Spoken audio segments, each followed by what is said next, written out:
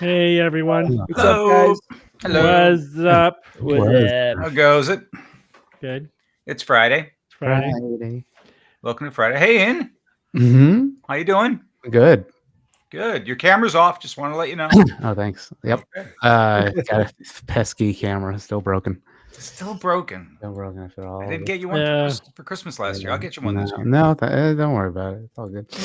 Everyone send Ian a camera. He'll have 100 cameras, and then we'll have no excuse. Jay and I are hunting down What? swag for the upcoming events. That's true. We got some cool stuff. But right now, we're just trying to get a pen. That's right. Yep. What do you guys think? So I think we should try to find the same pen we had last time because we're basically out of them. That has the pen light in it. So this is the light is pretty cool. Oh yeah, the pen light. Let's have a quick look here. Little twist. Oh, no, this is 2 ago. Oh gosh, that was like. I might have to go into my. Nice hat, Jay. Somebody says. I know. Nice hat, they said. That's correct. I know. Come to a thing. Come to a show. Come to a show near you. Yeah, we're going to be in DC. That's right. And you know what? You can find out more about where we're going to be if you go to theskepticsguide.org/events. Oh, do we have a barcode or a QR code? Well, I could just show Jay's full screen. There we go. We have the private show in DC coming up, the extravaganza, and also Nauticon. That's in May. So I cannot find a pen with a light that doesn't suck. So here. Yeah, there we go. I tried to find that. You see that? There it is. You're covering the logo. Don't cover the logo. Yeah. So there's the logo. Right. You twist it to open the pen, and then it has a light in the back. Yep. I don't know if you guys see. It's also a back scratcher. You know that extra inch you just can't reach? Yes. So it's a back scratcher as well. It's like one of those multi-tools that say that like has 16 functions when it's only like 3 different things, really. But you know, those 16 different things poorly. Exactly. So I don't know who the manufacturer of this is, though. Yeah, you know what? That was back when we had another company helping us, Steve. Oh, I don't know. I don't think so. I think I found these by myself. Then search your email. Search your email because I assume that because I didn't find it in my email that I search your email. You know it to be true. So anyway, guys. Anyway, there it is. Thanksgiving and Christmas right around the corner. What are you making? We talked a little bit on the Wednesday live stream about add-on dishes that are, family specific, Italian, Peruvian. Evan, do you have any add-on dishes that you do for Thanksgiving that are non-traditional, perhaps? I don't. Or do you even think so? Not that nothing that comes. We don't. My wife's sister handles Thanksgiving each year. It is very much a classic fare with a few different flavor takes on traditional things, but nothing, international sort of, or different. I'm sorry. That's okay. I could say don't be sorry. There is basically American traditional Thanksgiving food that most people want. I mean, I think the devil is in the details. It's like there are sweet potatoes or yams, and then there are really good sweet potatoes or yams, right? Right.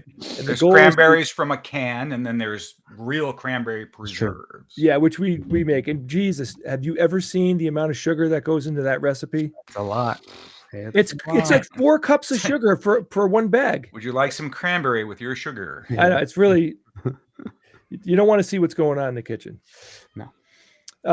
Just eat it. Yeah. So we go to Colorado, right? That has been the tradition because my wife Courtney, her sister, and her husband, they have 2 kids that are basically the same age as my 2 kids and everything. So everybody knows and loves each other. So we share holidays with each other. And so what they did about 3 or 4 years ago is they stopped cooking the turkey and they buy it cooked. Like yeah, we've done that. It's fine. And I'm telling you, it's better than we do at home because they apparently they have it down. They have the system. Mm-hmm. And this is what? Where do they get it from again? We're doing that this year too. It's a service. It's a company that is a food service, and then during the holidays, you get anything, turkeys, hams. They have everything. Yeah, you can get it cooked in different ways, like Cajun style or whatever you want. And so so we're going to my wife's mother's, for Thanksgiving this year. She's 97. I mean, and she's still kicking ass. 97. Oh man. She, at some point, she basically were like, we can't make her cook the turkey again. It's too much for her. So we're like, we'll order the turkey. The turkey will arrive at your house already. Yeah. If you find a good company, it was great. Yeah. And what's good about it is it frees up the oven, so you can actually cook some other stuff. I mean, you got to heat it up day of. That's it. But it's not. Yeah. You have to cook it for as long as it doesn't dry out. Yeah. No. Now, have you guys ever had a deep fried whole turkey? No, but I hear that's how you burn your house down. Yeah. I did try Watch that videos once. about that, right? I did try that once, and it was it cooked it really nicely. You know what I mean? Surprisingly. But you can't cook that thing near the house, man. You got to be like, yeah. Oh no! I mean, the can chances easily go up. Right, the chances of something else catching fire are like 1 in 3. Yeah, I mean, you watch the videos grease goes of everywhere, people like having the worst case scenario. It's like, serious. what are you doing?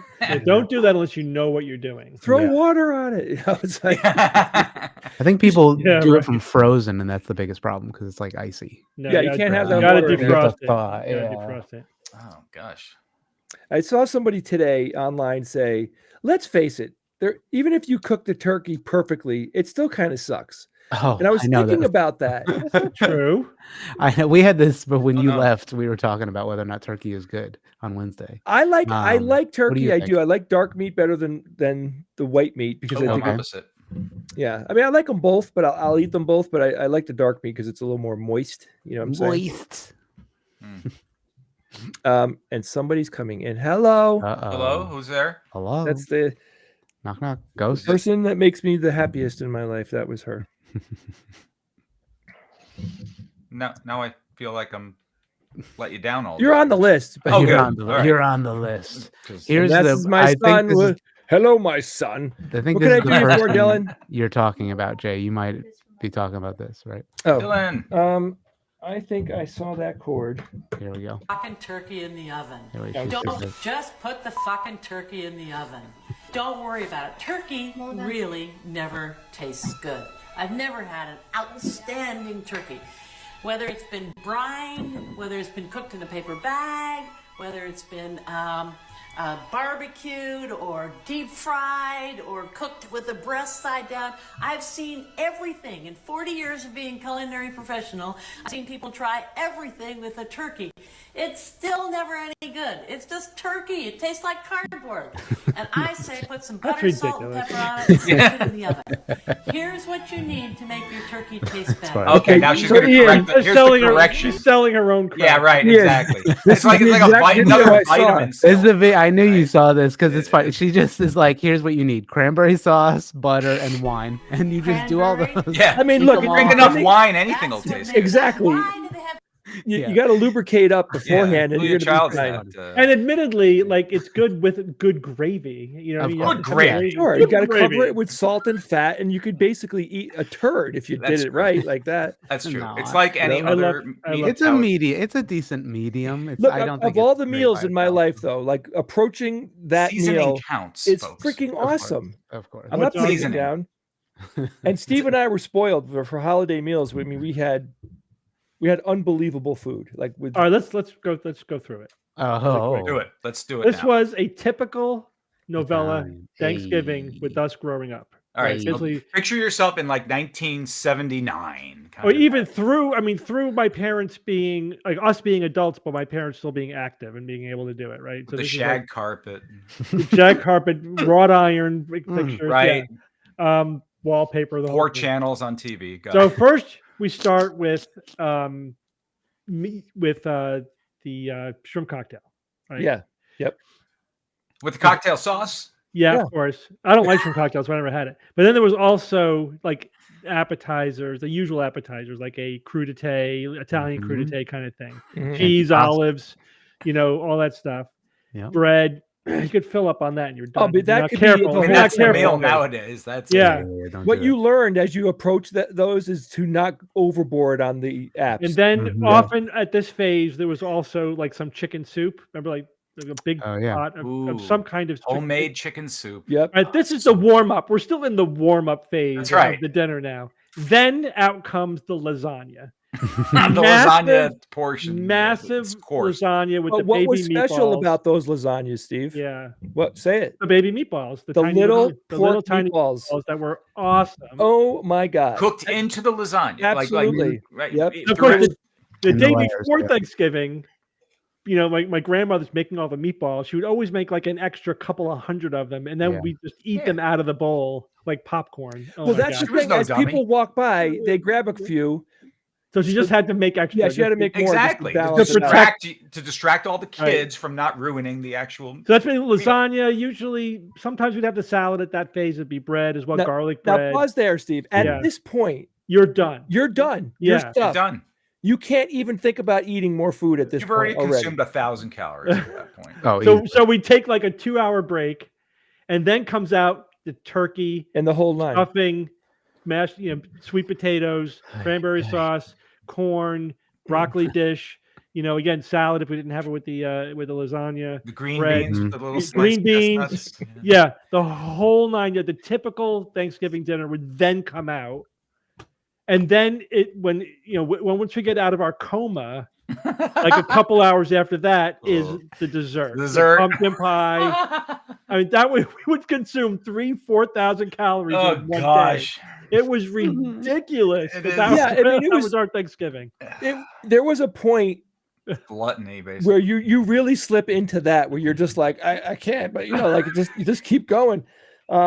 And I remember there was one Thanksgiving where Bob and I overate to such a freaking degree that we couldn't sit down because sitting down like compressed, distended our abdomen, and it was it was painful. It was painful. So yeah, you gotta pace yourself, especially if you're with family. Oh God, we had key lime pie, pumpkin pie, apple pie, some type of berry pie, chocolate pie. I mean, Ian, it was Italian cookies like pinola or whatever, the pine nut cookies. Yeah, and we also had, what were those things covered in honey, Steve? Oh yeah. What are they called? They're like little nuggets of fried dough covered in honey and the little sprinkles, candy sprinkles. Yeah. Ian knows exactly what we're talking about. I have had the same meal basically. Yeah. Whenever I went to my aunt's that's house. about as ginzo as it gets. Yeah, it's pretty. It's pretty funny. Yeah, but we didn't even know what we couldn't appreciate what we were getting. Strafoli. Because we try to simulate that now, and it's like you're cooking for 5 days, man. And you're spending $1,000. It's these or more. I mean, this is like a homemade version. That's it. Yeah, but there's not enough honey on those. I know. Yeah, it's gotta be dripping. It's gotta be dripping. Yeah, it's like No, but that's why I think like if you order the turkey and you take that off your plate, like the turkey's taken care of, you could make the side dishes easy. Something what we started doing now that we've come to our senses and we're not sort of trapped in our. We just eat at McDonald's, We order Chinese. We usually break it up. Like we'll do the lasagna for Christmas and the turkey for Thanksgiving. You can't. We don't do it on the same day anymore because it's just too freaking much. Yeah, we just have separate dedicated lasagna because the other thing is you want to eat the lasagna. You don't want to be pacing yourself for turkey 2 hours later because you can't do it, man. The lasagna is so good. Now, the truly global phenomenon that I didn't understand when I was in my 20s and 30s, but I fully embrace now is that when you get into our age range and you eat a meal like that, you will fall asleep. That's just part of the day. Without the tryptophan, right? Oh man, I mean, I don't even know if that's legit. that's a myth, right. But you don't need it, because if you overeat, you do get sleepy. There is an effect there of some kind. My sphincter. Yeah, your brain is saying, okay, this jerk isn't stopping, so I'm going to put him to sleep. What the hell did you say? I said my sphincters can't handle it anymore. Oh my God. No, you get acid reflux. All of them. Like you've exceeded your capacity, and it's like nope, I give up. See, right now I'm going into these 2 feeding extravaganza months already overweight, and I'm a little worried because I'm in the pre-Thanksgiving dieting. Like you have to clear the decks. You got to make room. You got to clear the decks. Yeah, you have to do a cleansing. No, don't do a cleansing. Yeah. No. Theoretical cleanse. Yeah. So anyway, yeah, we were very happy with that. But it was a bonding family event. Sure. Everyone contributed. Everyone had their thing that they did. You know what I mean? Everyone Yeah. had their thing that they contributed to that. So And now, Evan, my Thanksgivings are a fusion of Italian, American, and Armenian dishes. yeah, that's cool. Yeah, so we have the rice pilaf as like this as one of the main side dishes, and okra and other awesome things. And we get some for dessert. You got to throw in the baklava. You know, The baklava. the baklava. Evan, so I don't know if you're aware of this, but 2 days ago, Steve and I did our TikTok day live stream. Wednesday. And then Wednesday. I blame it on Ian. Ian showed us a video of RFK basically talking about how the only reason to save nature is because of humans' spiritual connection to it. You know, the way that Democrats do it is all like, you know, quantifying everything or whatever. And yes. Dylan, I'm talking about 100,000 people right now, and you want to come in here with the computer? Oh, wait. I don't have it. I don't have your computer. Here's a funny meme I found from the Discord. Didn't say there was in the 100,000 meantime. people watching me right now. Marco Polio. Marco. It'd be funny if So it wasn't anyway, bad. So Evan, I had a coming, meltdown Yeah. because it all came out on that day. I've been ignoring it, but it's been simmering and bottling up, and I've been reading here and there. You know, I read what RFK said about what he's going to do when he's in charge, and that is just a hit list of murder, as far as I'm concerned. It's just one way to kill Americans after the other. All right. So what can be done to curtail him? Well, I think we have been doing it. We have been trying to educate people to think skeptically and teach them about pseudoscience and teach them about, you know, alt med and all the nonsense there. The problem is that the vast majority of Americans, let alone the world, are not skeptics. They don't have that education. So he's gonna mostly reappropriate funds and, like, you know, trim departments and do those kinds of. Who knows? Who knows? So first of all, we have to see if he's going to get approved by the Senate, which I think he will, because the Republican senators are spineless cowards. And then what he's saying he's going to do is to be an absolute wrecking ball. He's going to fire 600 people from the NIH. He's going to fire people from the FDA, from the CDC. He's going to gut those agencies of anybody who's competent, and he's going to fill them with wellness assholes like him. It's going to be an absolute disaster. Yeah, and that can't be stopped. That can't be slowed. That can't be. I mean, I guess states can sue him for some of the things he tries to do. Well, yeah, I mean, I don't know that saying you're going to replace a bunch of government employees is not always. It's so bad that the time it will take to unfuck it will be about the rest of our lives. Well, I mean, again, I don't know how the inner workings go. You know, there are unions and other things involved, so I don't know how that you can really just dismiss. I don't know if that's these Schedule employees F. fall. That is Schedule F. They've already got a plan for that. Trump did this. Trump did it in his first term at the very end, and then Biden immediately undid it. But he's going to do it again. He's going to just create this new category of federal employee that are basically political appointees. He's going to convert as many 50,000 people over to Schedule F and then fire whoever the fuck he wants. That's the plan. That's Project 2025. It's what Trump already tried to do. But he's not going to do that. Yeah, well, sure he's going to do that. I'm just saying this is what I've been told for the last 8 months since the whole. Well, anyone who thinks Trump's not going to do exactly what he said he's going to do is an idiot, or who is completely delusional or deceiving themselves, or they're just saying that to cover for the fact that they really wanted to vote for him for some other reason, which we don't have to get into. Yep. But there's no reasonable person who could say, oh yeah, he's not going to do the things he said he's going to do. In the first term, he tried to do everything he said he was going to do. Yep. He failed at a lot of them, but now he knows how not to fail. Yeah. Just fire everybody competent, surround yourself with yes people, and then you get to do whatever you want. And that's basically what we're watching happen in real time with all of his current his appointees. He's not even in office yet, and we're already seeing it. We're already seeing it. All the things that I've been telling people, like, we got to be careful, we got to watch out. We can't let the children drive the bus, and that's exactly what's happening. And it's going to be really hard, guys. And I think there, I think, if you want to put the country at a DEFCON for what's going to happen, I'm not, in this version of a DEFCON, I mean, we're going to be at a 2 very quickly. It's going to happen. Wait, does it get worse as you go up or down? Yeah. Lower's bad. Lower's bad. So the thing, I you guys might remember me saying, scale of 1 to 5, using this as an example, but this is a good example. And we've already seen it happen with RFK, right? If the person that's in charge in the Homeland Security wing, there's an office that's in charge of pushing back all the hacking attempts on U.S., the grid, and there's tons of different things that need to be protected from hacking. Now imagine if they put an RFK type person in that role.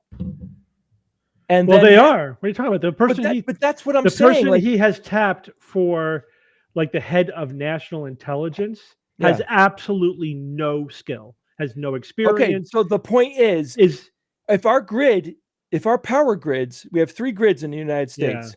If any one of them goes down, and it's down, like it's like hacked, and it would take a very long time to unscrew it. I mean, we are literally Lord of the Flies. In a matter of weeks, we are Lord of the Flies. That could very well happen. Stock up on goods. Yeah, absolutely. Yeah, but that still, Steve. I mean, if it happens in the dead of winter, if it happens you're in Texas in the middle of the summer and you don't have air conditioning, I mean, we are going to see an unbelievable wave of death in this country. Well, that's what I predict. Yeah. Gosh, I hope you're wrong. Me too, Ev. But I mean, the writing is freaking on the wall, man. It's right in front of us. Oh boy. I'm scared shitless, guys. I really am. And my anger is like through the freaking roof because I feel completely trapped. We are trapped. We can't fix this. We can't undo what they're doing. This isn't a nuanced conversation where we got to no, this is like steel doors are going to start falling down. And what are we going to do? I just don't know, man. Well, I have 2 kids. I have 2. I have a 9 and an 11-year-old. What am I going to do for my kids? Mm-hmm. I mean, there's no answer, man. Maybe lawfare can slow it down, throw sand in the gears or something. Just have to hope. I mean, basically, we have to rely on our state government more. In the states. Yeah, we are going to rely a lot more on states. We are lucky because we're in a blue state and it's totally run by Democrats. And right now, they are having the conversation of what do we do to Trump-proof our states? Yeah, can you imagine being power grid? Imagine being in a red state. And under Trump, when you have a governor who's like all in and whatever crap, that's why like people in red states died at a much higher rate during COVID than blue states. They still are dying at a higher rate from COVID. It's the same thing. So that's going to be exacerbated. Guys, I hope I'm wrong. I am not trying to be, I'm not trying to catastrophize things. Yeah, but you are a little bit. Well, but the thing is, Steve, these are actual potentialities. These are within the range of probability. You're painting, I think, the worst end of the spectrum, but I agree. It's within the range of probability. We're going to have a bunch of incompetent political appointees in key positions in our government. They may fire 50,000 people with knowledge. Or the other thing is, people are already retiring and quitting. There's a lot of people in the brain drain. There's a brain drain going on right now. People in the intelligence community are like, I am out. I am not going to do another 4 years under Trump. I'm out. Yeah. Especially you're going to put Tulsi Gabbard in charge. And so we're going to absolutely have a talent, experience, institutional knowledge brain drain from our government. Mm-hmm. It's going to be filled with a lot of political yes men. And we just have to hope that there isn't any crisis too severe over the next 4 years. It's a roll of the dice. Yeah. If we have another pandemic, then help us if that happens. If there is a major geopolitical event, and there will be. I mean, basically, I don't know how Ukraine's going to survive 4 years under Trump. I don't know how that's going to happen. What I predict is Ukraine's going to have to give a huge chunk. Like they're going to have to give the Donbass to Putin to have a pause in this. Then Putin will build up and prepare to take the rest of Ukraine. And we just have to hope that that we have somebody else in charge in 2 and 4 years. I mean, he's going to quit the Paris Agreement. He's going to quit NATO. He's going to undo all of that. I mean, luckily, Russia is tapped out for armaments and Yeah. I don't even know how many soldiers they have left. I'm sure they still have a lot of They people. tapped North Koreans. Their North Korean soldiers are fighting Yeah, for they're Russia. hiring Yeah. mercenaries, right? So that's the thing, man. Like, we're lucky that situation. No, I don't want to say we're lucky that war happened, because it's devastating, but we're lucky that Russia is in the military position that it's in. Because imagine if this happened, 10 years ago. The thing that it's interesting, I heard people talking about, I read some articles talking about this. It might have been better if Trump just won in 2020. Yeah. Because this is the worst case scenario. Because he wouldn't have a cooperative. Because he had 4 years to prepare for his second term. 4 years of Project 2025 of gearing up, right? Yeah, as opposed split government is where compromise happens, right? Yeah, and when you have it all in one or all in the other, there's no compromise. And he's coming in. He'll have 2 years of a completely Republican Congress and Senate. Yep. And so years. We would have been coming just to the end of his second term right now. I mean, we don't know what the alternate reality would have been. Yeah, but it would have been probably with split government. We would have had the Senate under 4 years Trump. That would have been, honestly, that might have been better. I know. 8 years in a row would have been really hard to get. We would have been pulling out of him right now, but who knows what would have happened? Who knows? But this is in a way maybe the worst case scenario. The thing is, we have to go on as if none of this is happening, right? We're going to still do everything fighting. that we do. We keep doing what we do. But we didn't. The SGU, in my opinion, did not make a dent in any of this, right? How could we? How could we? You don't know what the alternate reality. The thing is, he won by a lot. He didn't win by a little. Like he kicked ass. He won by 1%. 1%. Still, that's for not a lot of reasons. That's the lowest margin since 2020. A lot of different reasons. It was not a rout. It's always complex. It was close. It's always it was more a close complex election. It was a close election. The Electoral College is designed to exaggerate the amount that somebody wins by. That's kind of one of the points of it. But it was 1%. Again, it was the closest election since 2020. Which was the closest election I think ever, right? So we're at this seesaw kind of point. We're very close to the the fulcrum. But I mean, it should. I really don't understand why it wasn't 60-40 against Trump. Like, I don't know how he cracks that level, and I honestly think it's because the information ecosystem of America is broken. It's just busted. There's a disconnect between reality and the voter, and that disconnect. There's always been a disconnect. Right? It's because he lied for 4 years. But that disconnect has gotten to the point where we can no longer function as a democracy. In that we can't keep somebody like Trump out. Trump is about the worst possible candidate I can possibly imagine. It's hard to conjure up somebody more morally bankrupt, intellectually bankrupt, treasonous, anti-democratic, authoritarian, just grossly incompetent than Trump. And yet he was able to win a majority of the popular vote and win because people thought that eggs cost too much and they don't understand the basics of how our economy works. And they just are in denial about what Trump is going to do. I just think that's a broken information ecosystem. The disconnect in reality between the voter and the reality is too great for us to make, even to avoid horrific decisions. That's where we are, and that's got to change. And if that doesn't change, we are doomed. We're doomed. With every election, we're rolling the dice, and there's no floor. Again, my naive pre-Trump Steve thought that there was a floor, that somebody was so craven, so dumb, everything, that there was a level below which voters wouldn't go. And now I know that is not true. Yeah, there isn't a floor. There is no floor. See, that is scary. It's like now we're flying without a net. There is no net. When you're skeptics, when you're a critical thinker, and Trump rubs up into your sphere, you immediately go, "Oh my God, this guy's he's an idiot," and we figure it out in a nanosecond. That's it, right? The fact that so many people were slowly eating everything that he was saying and internalizing it and all that, if there was ever an example of why you need your baloney detector kit, this is it. Sure. Because getting duped by that guy actually could take the world out. What he pulled off in the last 4 years was amazing. It was amazing. What I have to push back against Tyler. Who said like the Democrats' response was, "There's no problems here. Why are you mad?" That is not what they've been saying. I listened to the debate. I listened to a lot of Harris's speeches. That absolutely was not what the Democrats were saying. I really fundamentally disagree with people who are saying that the Democrats abandoned the workers, which they didn't do. That's nonsense. Or that they were denying that there was problems. Every time she said that, she barely wanted to say that the economy was doing well. It was the exact opposite. The Democrats were not pushing back against that narrative because they were afraid people would react by saying how you're denying by lived reality or whatever. It's like like the one or two times I heard her talk about it, it's like, we got the macroeconomics down. We improved the macroeconomics, but we understand that people are still suffering. Now we got to go and fix A, B, C, D, whatever. Then she would go through all the things that she thinks we need to do, childcare and this and that. Come on. The Democrats were not saying it's all good, you're fine, stop worrying. Nobody was saying that. I don't remember any of that saying that. I mean, look, this is what I think they should have done. And of course, I'm Monday morning quarterbacking here, but the people on the inside had to know that Biden was in mental decline.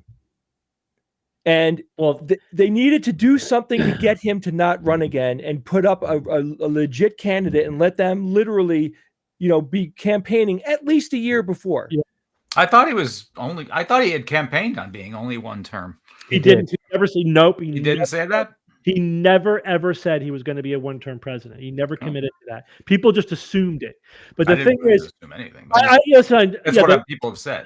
No, it's not true. It is not true. The Democrats fucked up in not forcing Biden to announce that he wasn't running a year ago and giving their time to have a full regular primary. Yeah, primary. But I could see how that happened. It doesn't. In retrospect, it's very easy to Monday morning quarterback it. The thing is, Biden, if you go back a year and a half, Biden was old, but fine.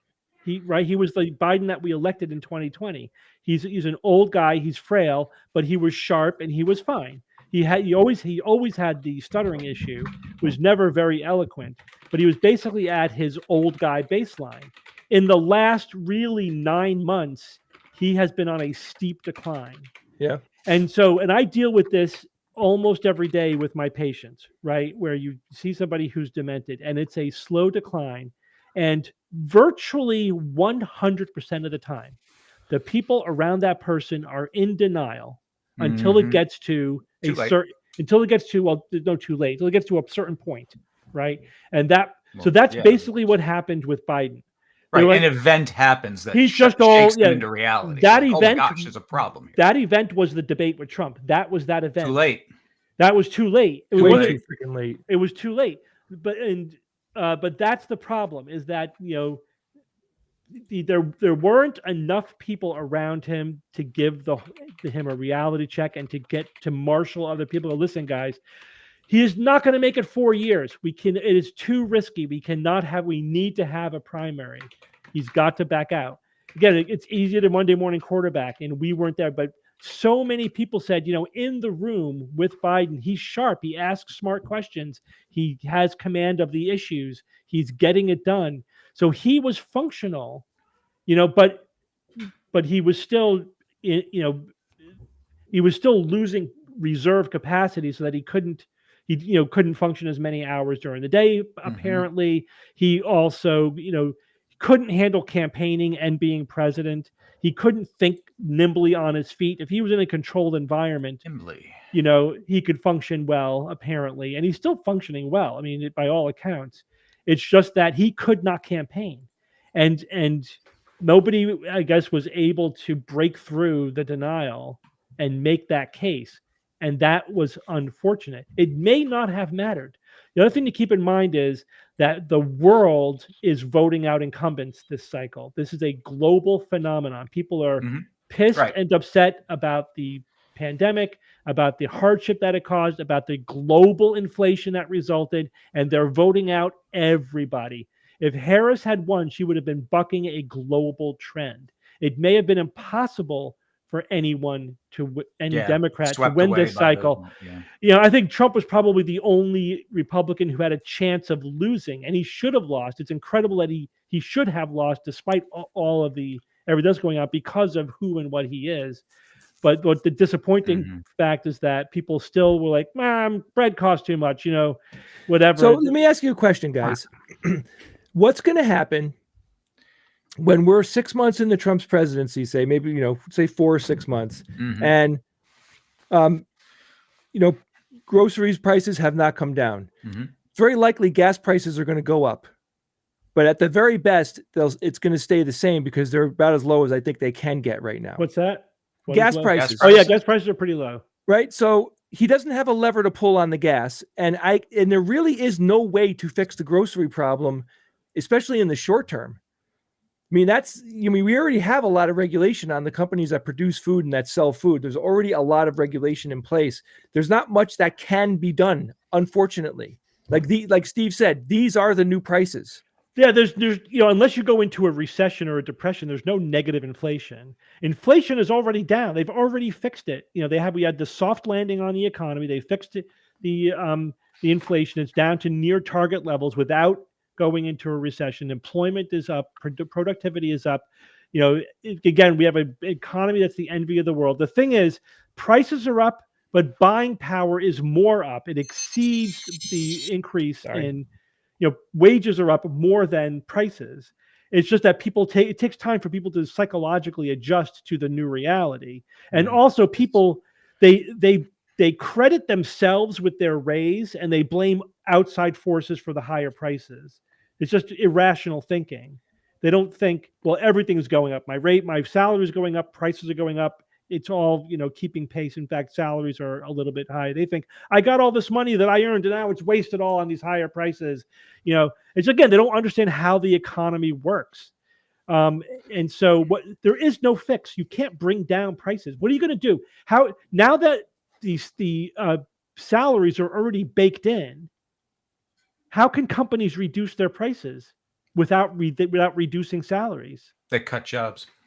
You can't do it. You got shrinkflation or whatever, you know, but you can't do it.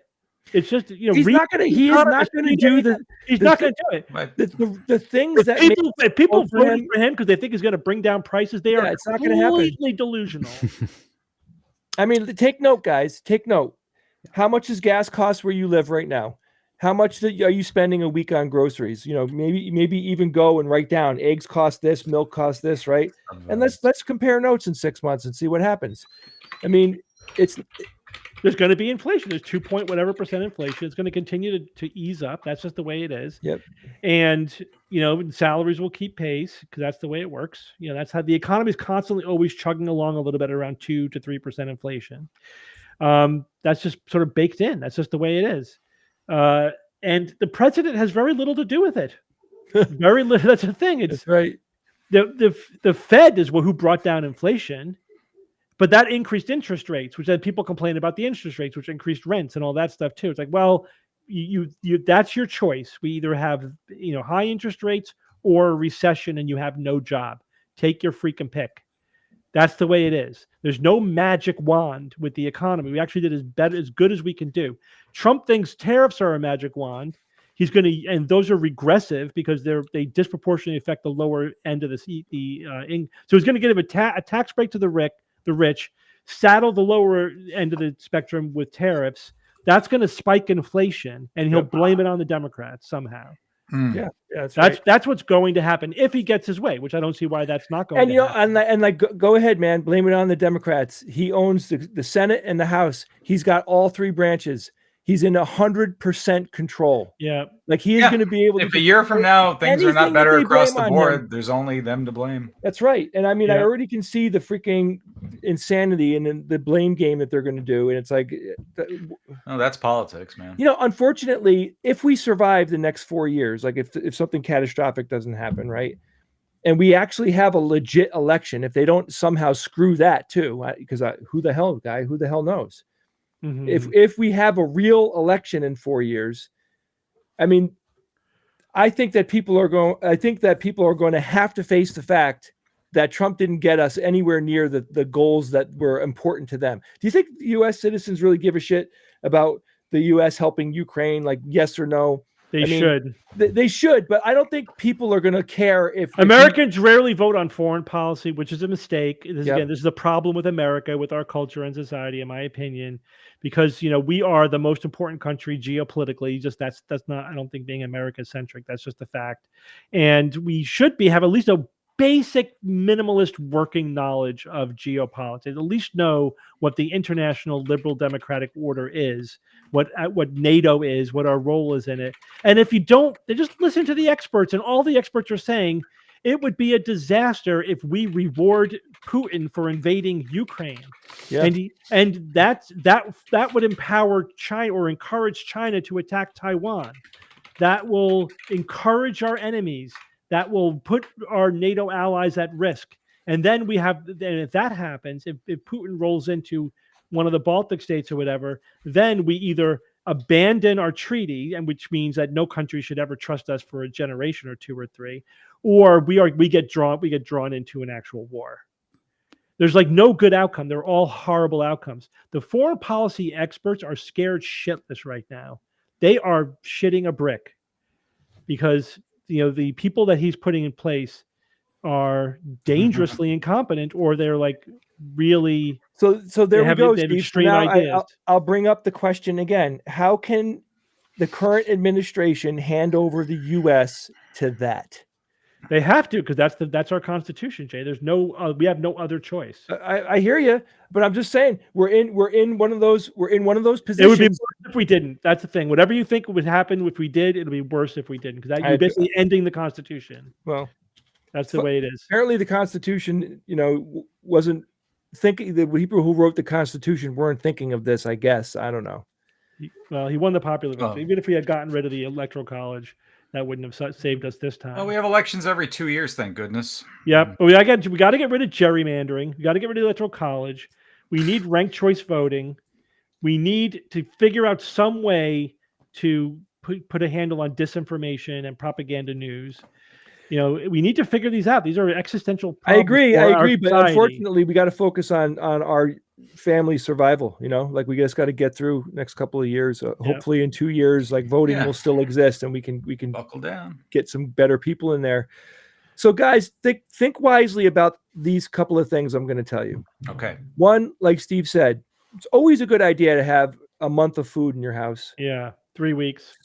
Start collecting that now. Do some research. Find out what some long-term, long storage items like. So I'll give a couple of easy things. It's very easy to have several pounds of rice in your house. It's very, very dense, small. It stores for years. So that I always have a couple of big giant bags of rice in my house. And you got to balance that out with beans, right? You need something else. You need beans. You have canned beans, rice and beans. You can live on that basically. Yep. Right. And then I like pasta. So I usually have 20 to 25 pounds of pasta in my house at any given time. You figure 5 pounds of spaghetti, and then, a few pounds of each of a few different kinds of pasta, whatever. Especially the small ones like the ditalini and the elbow macaroni, but keep in mind, that kind of stuff. It's stuff that doesn't need to be in a freezer. You can't, because if electricity goes out, it's dry goods. So the other thing is, and you guys can research this and figure out the way that works best for you and your family. But the other thing is, if you have, invested money, you got to think very wisely and be paying very close attention to what's going on, because those of us like Evan, Steve, and I, who, we need the next 5-10 years to be good to shore up our retirements. But the worst case scenario is you lose half or more of what you have right now, even if it's not enough for you to retire on. And if the economy crashes, so think about it. You might want to put if you have a retirement account, if you have an investment, we don't give investing advice here because we're not experts, but talk to your investment. Talk to your people. Whoever it is that you have that advises you on your investing. If you have a retirement plan at work and they might have somebody you can talk to, like I know I'm a teacher, so I get 401. I get the TIA CREF, so I have people I could talk to there. Say how could I lower my risk over the next 4 years, or lower my exposure? Would not be a bad idea. I'm doing that. I'm not going to certainly have all of my retirement, teetering on one stupid thing Trump says that crashes the economy. Yeah. Canned goods tanks last the stock market. If you put your canned goods in a dry, cool place, they can last for years easily. And you put them in a rotation, right? They're not in cold storage. You use them. You just can pull from the front, load into the back, whatever. You just keep them in rotation. So you just, rather than having 1 week of food in your house, have 3-4 weeks of food in your house. If you have the storage, and if you have people, it's just this differs for everybody. But you don't want to be. The thing is, if you people shop week to week, and then so by the end of the week they have literally 1 or 2 days or no food in their house, right? So on average, if you average it all out, people have about 2 to 3 days of food in their house. So that meaning after about 2 days, 3 days, society's running out of food, and that's not enough of a backstop, man. That is not enough to to weather a flu or a storm or an earthquake or a forest fire or whatever it is that's happening. So the next pandemic scares the hell out of me. The bird flu is one everyone's talking about right now. Oh boy, Evan, why don't we get to your Jeopardy and then we'll release everyone into the weekend. Hooray! Woohoo! A game. And not a guys, I have to share this. Not a depression. We know that was all depressing, but we also felt it was an important thing to talk about. So, this is part of us, showing our love back to you guys as our audience. We want you guys to think about these things. And this is our time to get on the couch. Even more important, The Onion bought Alex Jones. Oh man, unbelievable. Although technically it is delayed for a week. I think the judge wants a hearing next week to go over why they allowed The Onion to buy it. But there are only 2 people competing. It was The Onion and a company that Alex Jones owns apparently, or I'm so glad The Onion got it. That is awesome. So he got to buy his own company. Did you guys hear that on Fox News they're reporting about this? And the reporter on Fox News thought it was an Onion headline. No, they unironically read as if it was a fact of something from The Onion. They said Onion has 4 trillion readers every day. And they said that as if it was real. Maybe they were trying to be funny. No. You got to listen to it. It was 100%. They believed it 100%. I don't listen to that. Gosh. Yeah, I think that was was it from the global tetrahedron CEO? This is their fake Infowars CEO, which is pretty funny. Yeah. That's awesome stuff. So they're gonna maybe go into the crazy conspiracy stuff. So it'll be fun. Trillions of lives are at stake. At least we'll have that to look forward to in the apocalypse. Yes. All right. Here we go. Hopefully. Ooh, yeah. All right. Here we go. All right. Time to play a little Jeopardy with our 3 contestants this week. Millions. Coming at you from the state of Connecticut are our contestants Steve, Ian, and Jay. NEOM. Oh yes, NEOM. So that's so we played a board game called Neom. Now Neom, what is that city out in Saudi Arabia they're building? Is that what it is? The Neom. Wasn't that the line? Yeah, it's the. Is that part of the line? But that's the city that the line is in. Yeah. So Neom is an urban area being built by Saudi Arabia. I'm reading it right off Wikipedia. In Tabuk province, launched in 2017. The site at the northern tip of the Red Sea, due east of Egypt across the Gulf. The total planned area of Neom is 26,500 square kilometers. So that gives you some interesting. So I went ahead and made a Jeopardy based on the 4 letters. So the answers for each of these categories are going to begin with the letter of the category. Okay. And we flipped a coin backstage, but it fell down a drain, so we absolutely have no idea who's going first. Therefore, Jay is going to start us off. All right, I will take N for 200. I wish you luck, Jay. Thank you. A dish of tortilla nachos. What are nachos? Who are nachos? I think Steve got in there. No, Ian got it. Ian got it? I was yelling loud. It was loud. all of a sudden. Topped with melted cheese and often also other savory toppings. Yeah, nachos is the plan. That's definitely it. I don't have to hit the escape now. All right, Ian, you Irish nachos, though. You do potato chips instead. That's pretty dope. Anyway. You can go anywhere you want. 400 on E. On E? I like that. Yeah, I gotcha. Lots of pyramids in this northern Africa nation. Okay, I was like, Egypt. Ladies. All right, Ian. N for 800. N for 800. Hazy, vague, indistinct, or confused.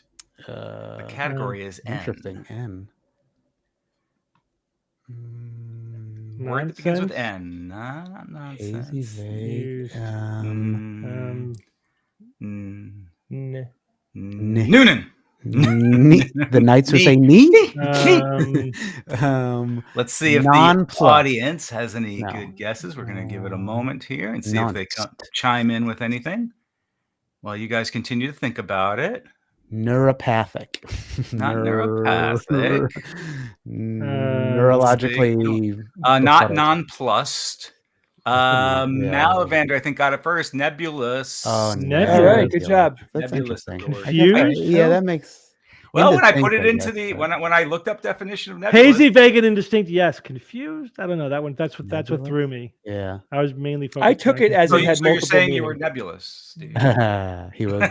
Yeah, I don't agree with nebulous. All right. All right, Ian still controls this board. Okay, we'll go M for 600 just to be. N for 6. Oh, letter M is in Mary. 600. A long open box or trough for horses or cattle to eat from. Manger. Or Jesus's cradle. There you go. You had to read the cradle. Is the only thing that it's Ian's day, man. It is. His day is mine. Happy Ian. 4 foot 1. All right, Ian. For continue your message. O'Reilly. For 200. 1,000. Did you say 1,000? I did. My name is this, King of Kings. Look on my works, ye mighty, and despair. Odin begins with O. I don't know. Not Odin. Othello. Oriander. Omar. When I reveal it, you'll be like, "Oh, Odin, yeah. Almighty." Ozymandias. Ozymandias. Very good, Steve. Well, that showed up in the chat before. Oh, did before it? He said it. I did not. I do not read the chat. No chat sheet. No chat sheet. I think that if it shows up in the chat, that's when the time's up. Nah. Yeah. It's about a 20-second delay, I think. As long as Evan yells it or whatever. Yeah. All right, Steve. All right, Steve. 0 for 200. 0 for 200. Shrek. Ogre.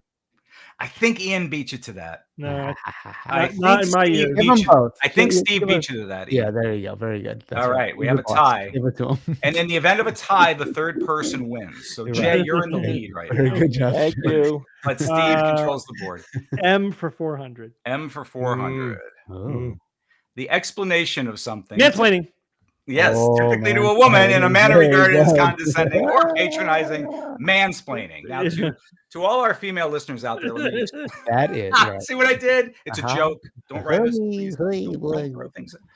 I got to give Steve the points there, right? It was 400. Hang on. Yeah, 400. 400. Okay, now we're ready. E for 200. E for 200. A good pencil. Eraser. Good, Ian. A good pencil always has one, an eraser. Wow, Ian, how'd you get that so quickly? I don't know. Did you see pencil and that was... I don't. Yeah, I just like guessed. Because Ian is 3 seconds ahead of all of us. That's true. You are on the delay. Yeah, you control the whole thing, Ian. You can totally, dial this, dial that. You fools! Pull your strings, the magic that you do. Did I give you the credit? I think I did. Yes. Yeah. All right, N Ian. for 400. That N is in. N as in Nan. 400. Oh yeah, I should know that because I'm already gone. The art or practice of necromancy. Yeah, who said necromancy? Jay? Give it to Jay. Give it to Jay. Yeah, give it to Jay. Yeah, I think I said neuromancy. I didn't say necromancy. I heard the. Give it to Jay anyway. It's fine. We're gonna check with the judges, and they said give it to Jay. They like the cut of your jib. All right, Jay. They knew what you meant, Jay. Yeah. I'll take N for 600, please. An ice cream composed of Napoleon. Wait. Neapolitan. That's right, Steve. I'm like, 3 Napoleon? Napoleon. Nebulous. No, it's hard to say Neapolitan. Then said Napoleon and screwed me over. I know. Neapolitan pizza. That is our mother's favorite ice cream. That's probably for some reason. Yeah, but she only eats the chocolate part. Let's finish off N for 1,000. Okay. Nerf stands for this. Good luck. Nerf. Oh, like a Nerf football. Yeah. Nerf football. Yeah. Did we ever bother when we were kids? I never even knew it was an acronym. Yeah, I didn't know. It is? Okay. Oh no, it's an acronym. Yeah. I want to see if anyone in the chat gets this. So we're gonna leave this up for a second while I look at this chat. It's got to be the what it's made of, right? Yeah. Neoprene? Is it neoprene? It's not neoprene. Oh, sure. No, like Nerf herders. No, that's a good answer.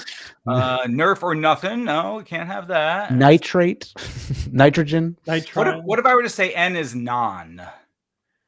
Would that help? NON? NON. There we go. Double Blues 76 got it. Okay. Somebody in the chat got it. Oh yeah, I would. They look that up. Non-expanding recreational foam. Interesting. Never would have got that in a million years. Yeah, that's. We all learned something today. That's pretty fun. I feel pretty good about it. That's pretty good. Steve, you still M for 200. Okay. Quiet. Nice. Steve jumped in. I said nice anyway. So. Steve. O for 400. O 400. The happiest city in Florida. Oh, good one, Ian. How'd you get that so quickly? Because I'm so happy. It won't be once the water's right. It'll soon be the wettest. Good. All right, Ian. E for 600. E600. A scientific concept that is most entropy. Yes, with a state of disorder, randomness, or uncertainty. No, enthalpy. I don't know. That's fine. Enthalpy's close concept. Close. Entomins. It's a scientific thing. O for 600. Oh, God who is associated with Odin. War, death, and wisdom. Odin. Who said Odin? Odin. Ian. He was waiting for that. He was waiting for Odin the whole Yeah, time. I knew it was going to be in there. Oh, death and wisdom. Odin. War, death, and wisdom. That's a hell of a combination, right? Hey. Yeah. War and death, I could see. Yeah. Wisdom? All right. Hey, I'm the smartest. Ian. Go 0800. 0800. Traditional and established. Original? No. It's on the tip of your tongue. Orthodox. Orthodox. Oh, it was on the tip of my tongue. Yeah. Very good. It was. Don't you love, especially as I get older, that happens more. And Of more. course. And I don't like it. What can I do? Either. I'm going to train my brain to stop doing that. No, I won't. M800. M800. The mistaken use of a word in place of a similar sounding one, often with unintentionally amusing effect. The category is M. Mulligan? No. Nope. A meme? A misnomer. Misnomer is that. Let's see if anyone from the chat. Metadox? But it's no. not? It's not misnomer? Not Metadox. I thought I answered it. What did you say, Jay? Misnomer. No, not misnomer. Misspoken? Yeah, Double Blue 76. You got it. Amy, you got it as well. Monty got it. Malaprop? We have the smartest audience. I've never heard that. Malapropism. I've heard that before. Malapropism. Yeah. Bad word, I guess it means. Yeah. Malapropism. And now I know. And that's one to grow on. Steve. E for 800. E for 800. A style of emo. rock. Emo. Whoa, holy you bastard. moly. Style of rock music influenced by punk rock and featuring introspective and emotional. Easy as the emoist one here. That's easy. Emos. Oh my gosh, it's so close. And Jay, you can do this. Look, man, I didn't sleep last night. I'm not surprised that nothing's coming to mind. That's all right. We got 2 left. Let's do it. E for 1,000, I guess. All right, here we go. 1,000. A Latin phrase that translates to after this, therefore, because of this. Ergo prop hop.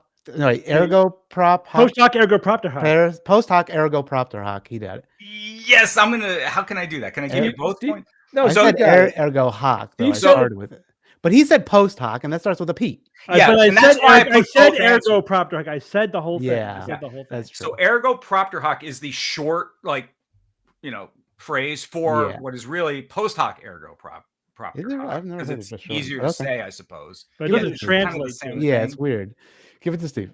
He's right. He said the whole thing. All right. Now this last one I'm going to change to how much Jay's behind by 4,400. So this one is worth 4,401 points. Here we go. Here we go. All right, everyone. Gear up. Here we go. M for 1,000. Thanks for playing. Thanks to this classic Magic Missile. Magic Dungeons Missile. and Dragons character. Melf's magic arrow. Melf's acid arrow. A wizard can fire a magic arrow as if they were an archer with a bow. It is Melf. No fair.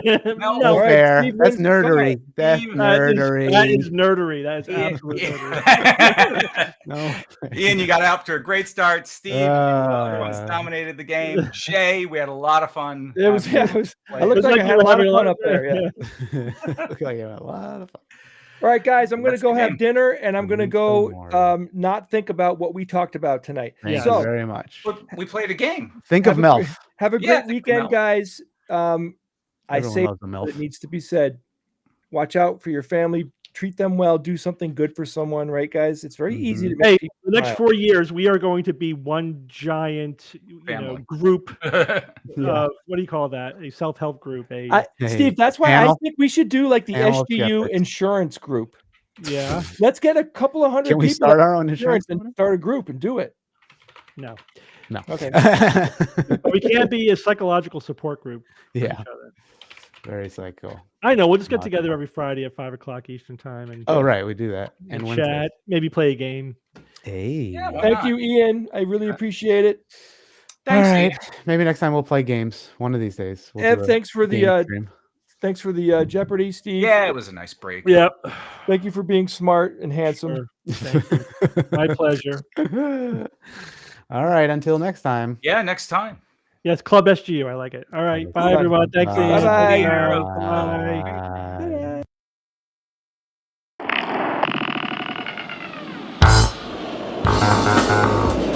Skeptic's Guide to the Universe is produced by SGU Productions, dedicated to promoting science and critical thinking. For more information, visit us at theskepticsguide.org. Send your questions to info@theskepticsguide.org.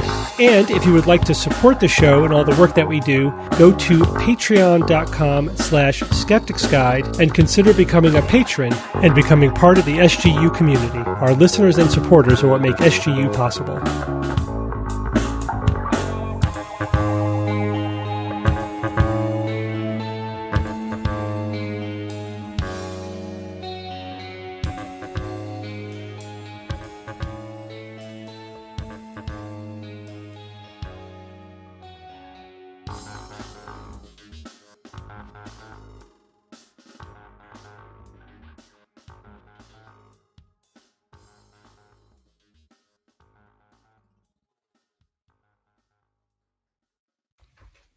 Bobby, promise me you will not get rid of the vaccines. That's all Bobby. All right, we're good. We're good. My shots. Oh, we're good. I'll call you.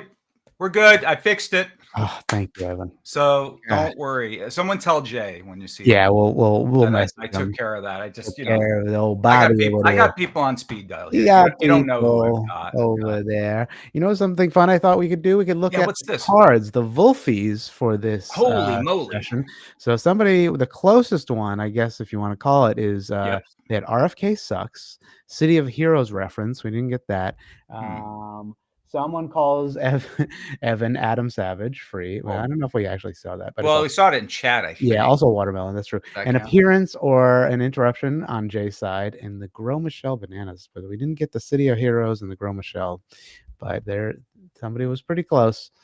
Everybody else still working on their board. So where does this? How come I don't know this board? Oh, this is what when I post Wolfie in the chat at the beginning. It's a little link, and then they can do a little bingo game, Well, now I feel in the loop. I knew there were bingo cards. I just never, Evan hosts a game. That's right. Somebody just marked it. I just saw it click up. Evan hosts the game. So yeah, maybe we'll just remind everybody at the top because I forgot. You don't give everyone the center square for free.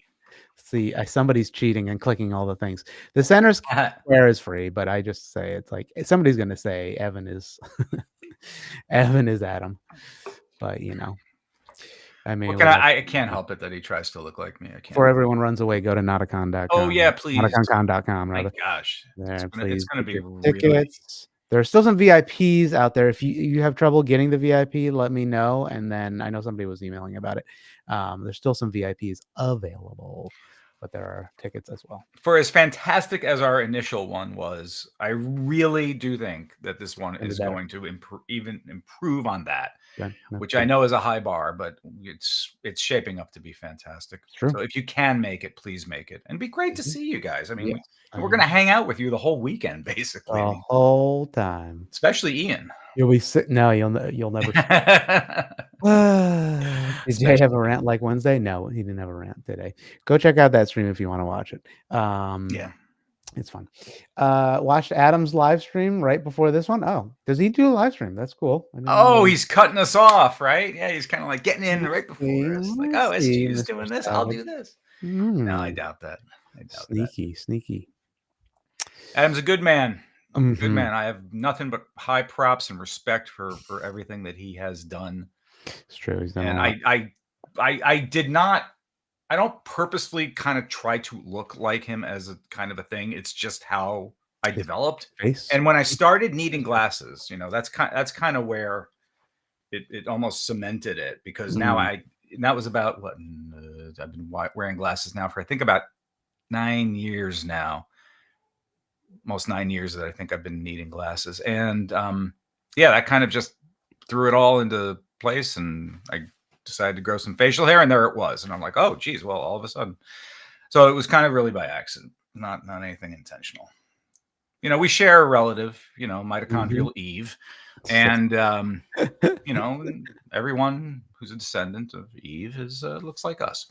Well, you know what? I have a video to show you, because we never really get to see Evan's reaction. But here, people from the US smile. Where are you going with this? Then does that mean that people in Europe skilometer? Oh my god! No, it's not a serious question. Because you keep doing this. I need to understand. You keep doing this. Why? And every time. Oh gosh! Right up. Evan. Wish I had thought of that. Right. Perfect. Oh, so Liam, have I purchased any new games? Yeah. What did I get recently? I think this one is my most recent purchase. Hold on. It is. Yeah. Castles of Mad King Ludwig. Still in the plastic. I haven't even. Ludwig. Which is a game we have reviewed on our Which Game First podcast. So that's why if I really want to play, I could always open my friends, which is already open. But eventually I'm going to play this with my family. We'll probably bust this open around Christmas time. And the Castles of the Mad King Ludwig games is kind of like a series of games, or there's different types. There's roll and writes, and there's other things in that. It's its own brand in a sense, with about 8 different games. And we've done, I think, 3 of them so far. We've enjoyed them all. So really, really cool. Can't go wrong. And, the company is Bezier Games. And we reviewed a lot of their games that they, put out and produced. Always, I think, with good results. So thank you. Make sure you check out Which Game First. You stream on Mondays, is that right? Yeah. So what we do on Which Game First is every Monday night at 8 o'clock East Coast US time is we play a game live, because we are game explorers. So we're playing a game on an online website for the first time, sort of figuring out the game, and then we will then take that and in a future podcast episode review it. But you get to watch us as we fumble and stumble our way through learning the game. We'll always, there's often trivia. A lot of the Jeopardy games and stuff, obviously, I make are based on that, because we run them on Monday nights as well. We kind of play trivia with our audience while we're playing the game as well, which doesn't bode well for me usually, because I have to concentrate on multiple things and I get crushed in the game usually, but that's okay. It's more about entertaining the audience. So yeah, that's on Monday nights. And if you want to become a patron of ours, you can over at whichgamefirst.com. And you get a second podcast from us called Bonus Points, which comes out every other week, which is your special extra get for being a supporter of Which Game First. Thank you. All right. Any other business we need to wrap up today? I think that's it. So next week is not Thanksgiving, but the following week is. Yeah. So 2 weeks from now, we won't be live streaming. We will have to see what happens next Friday. Hopefully we will. These are the pens again. We started with the pens. We're gonna end with the pens. That's right. Unless I sneak into everybody's house with the backpack, which has like this Harry Potter kind of effect to it. So it's quite good. Ooh, quite good. Yeah. Good. So I guess that's it. Yeah, and I'll also note that for as gloomy as people may be feeling and down and upset and angry, certainly a lot of angry people there, things do change, and there are high points and there are low points and there are things in between, and this too shall pass. We shall bounce. We shall persevere. SGU is not going anywhere. You're not going anywhere. The mission is not going anywhere. So none of that's impacted. And we will all, as Steve said, kind of rely on each other a lot more in these groups that we associate with to help us get through the tough times. And, the more we can direct our efforts towards that, maybe we can feel a little less doomish about the whole thing. So just dark today, but lighter tomorrow. And where should we meet up during the zombie apocalypse? Oh yeah, your place, Ian. Okay, very good. Well, you don't that in the chat. I need a bed though. You don't mind sleeping on the floor, right? Sure, no problem. Of course. Okay, good. Guests first, of course. Thank you so much. Okay. All right, y'all. Till next time. Till Thank next you all. time. Appreciate you very much, especially you. Oh, I'm talking to you. Right there. Not you, Ian. Get out of the way. I'm talking to you, the audience. Yes. Ian as well. Yes. Okay. All right, folks. Bye. Be well. Peace.